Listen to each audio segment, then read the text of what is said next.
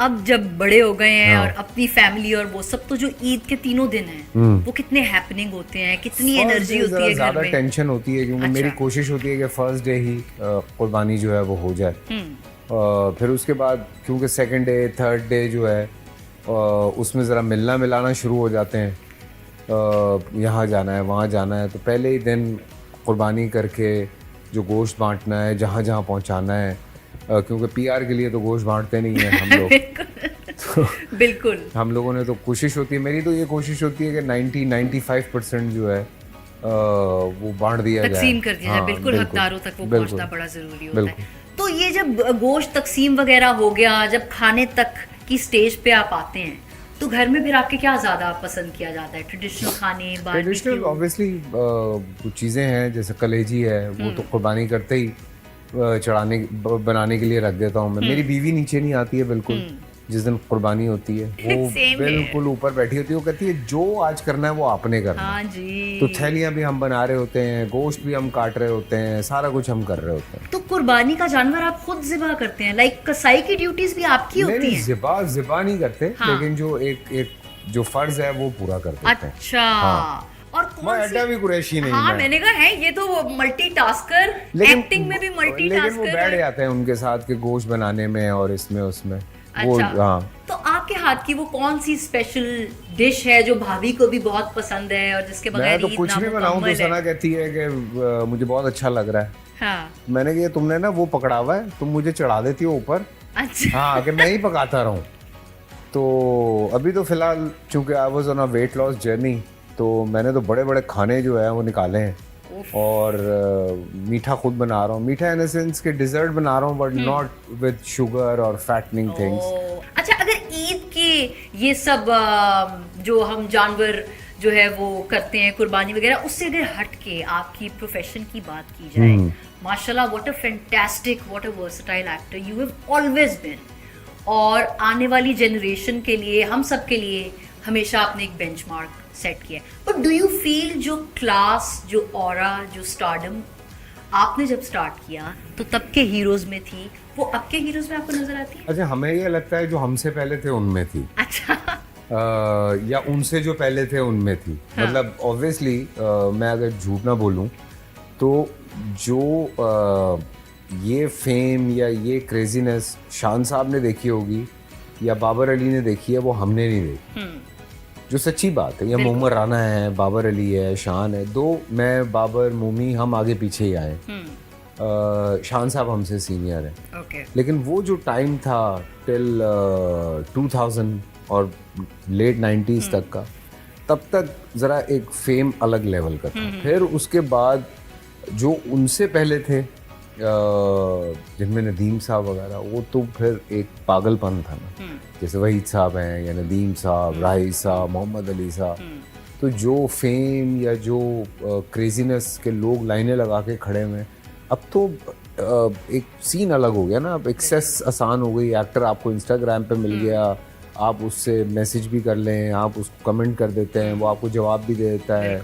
So you know, like this is two way communication हो गई। Otherwise तो actor एक वो दूर होता था, अनरीचेबल। हाँ बिल्कुल, आपने उसकी फिल्म ही देखनी है या उसको ड्रामे पे। जो पीटीवी के हमारे एक्टर्स थे, तलत साहब, आबिद साहब, फिरदौस साहब, कवि अंकल, ये जितने भी ख़याम अंकल, जितने भी आप नाम लें, क्या उन लोगों ने अपना वक्त गुजारा है कि वो रात को प्ले अगर वो हिट हो गया है तो वो पाकिस्तान के एक कोने से लेके आखिरी कोने तक सुपरस्टार हो। क्या बात है। तो वो फिर हिट है वो।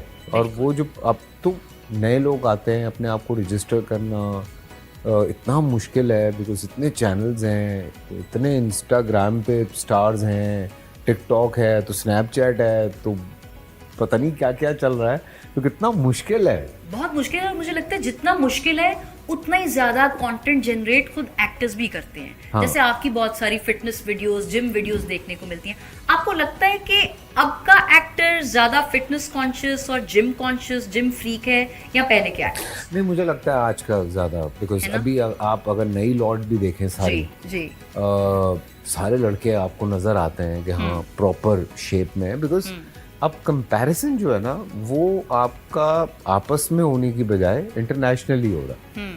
लोग जो कंपैरिजन करते हैं, लोग कंपैरिजन नहीं करना चाहिए, बिकॉज हम जिस बजट में काम करते हैं, या हमारे लड़के या हम समेत जितने भी लोग हैं, हम लोग जिन हालात में और जिन पैसों में हम लोग काम करते हैं, जी जी जी, तो कंपैरिजन तो होना ही नहीं चाहिए, बिकॉज कई दफ़ा ये होता है कि इतनी मुश्किल वक्त होता है, दिन में हमें 8-8 10-10 सीन भी करने हैं, 6 सीन भी करने हैं। बाहर से आप कंपेयर कर रहे हैं, वहाँ उसने चंद मिनट शूट करने हैं कि आज 1 मिनट शूट करेंगे जी। अच्छा, तो ये जो हॉट ट्रेंडिंग टॉपिक्स होते हैं, अक्सर बड़े लोग हमारे इंडस्ट्री के फ्रेटर्निटी के भी इस बारे में बहुत बात करते हैं। आपका क्या नजरिया है कि ये जो नेपोटिज्म है, स्टार किड्स को क्या एडवांटेज हासिल होता है, या लॉबिंग फेवरेटिज्म होता है जिसकी वजह से किसी को काम मिले? यार देखिए, मैं जब लाहौर से आया मेरी कोई लॉबी नहीं थी। बिल्कुल। रैंडमली मुझे एक प्ले मिला राना आपा का, उमराव जानादा, वो करने आया। फिर मेरी रैंडमली मुलाकात हुई महरीन जब्बार से, she signed me for हरजाई। Atif Hussain ने मुझे साइन किया, मैं लाहौर में एक शॉर्ट प्ले किया था उसके साथ। फिर उसके बाद और इस तरह से प्लेज होते गए, तो कोई मुझे नहीं समझ आता।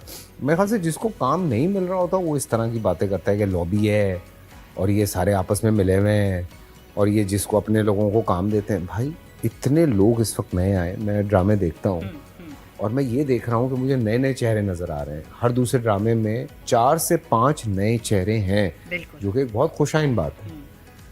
नेपोटिज्म की जो आपने बात की है यार, अभी आप फरमान से पूछेंगी ना कि क्या करना है, वो कहेगा मैंने एक्टर बनना।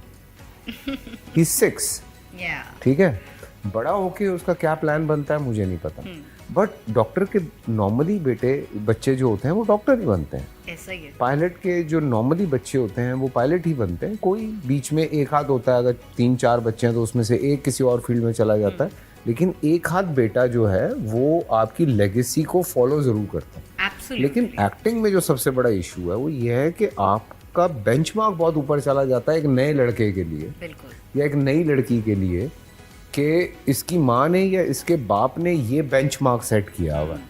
तो लोग डायरेक्ट कंपेयर कर रहे होते हैं उस आने वाले, उसके 50 साल हैं या 40 साल हैं उस आदमी के, और वो जो बच्चा है उसका अभी पहला साल है। बिल्कुल ठीक है, आप वहां से यहाँ जो है वो लड़ी जोड़ रहे होते हैं। नहीं यार, बाप वाली बात नहीं है इसमें। Exactly. अबे भाई, उस आदमी को आप अब देख रहे हैं, वो जब शुरू में आया था तब देखो ना, तो आपको पता चलेगा कि वो कैसा था।